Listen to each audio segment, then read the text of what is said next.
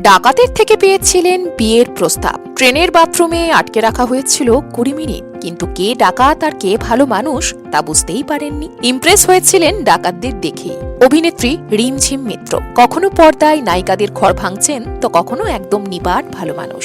বয়স কত হলো অভিনেত্রীর? মনের মানুষকে চেনেন। দীর্ঘ 7 থেকে 8 বছরের একটা সম্পর্ক। টলিপাড়ার এই নায়িকার জীবন কেমন জানেন?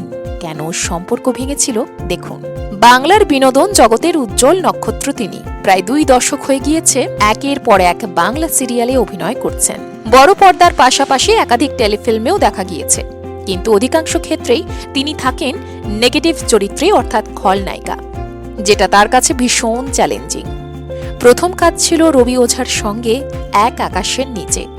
বয়স হয়েছে প্রায় 39 বছর, এখনো সংসার পাতেননি। প্রিয়জন বলতে অভিনেত্রীর মা। রিমঝিম থাকেন দক্ষিণ কলকাতার ঢাকুরিয়া অঞ্চলে তার বাড়িতে।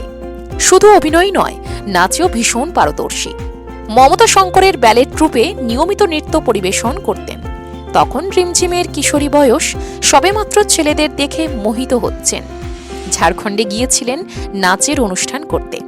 স্টেশনে দাঁড়িয়ে থাকা সুপুরুষদের দেখে রীতিমতো মন উৎফুল্ল হয়ে ওঠে। তারপর হঠাৎ স্টেশনে লোডশেডিং। আলো ফিরতেই দেখলেন ছেলেগুলো উধাও। তারপর ট্রেনে উঠে যান, কিন্তু মাঝপথে ট্রেন থমকে গেলে জানতে পারেন যে ছেলেগুলোকে দেখে স্টেশনে মোহিত হয়েছিলেন তারা সবাই নাকি ডাকাত। ট্রেন থামিয়ে ডাকাতি করছিল। তখন বাইরে থেকে নাকি শুনতে পান সেই ছেলেগুলো বলছে, নাচের মেয়েগুলো কোথায়, ওদের ডাকো, বিয়ে করব, সংসার পাতব। যদিও এইসব কথা অনেক পুরনো, প্রায় 7 থেকে 8 বছরের সম্পর্ক। সেই সম্পর্ক ভেঙে যায়। তারপর থেকে অভিনেত্রী এখনো সিঙ্গেল।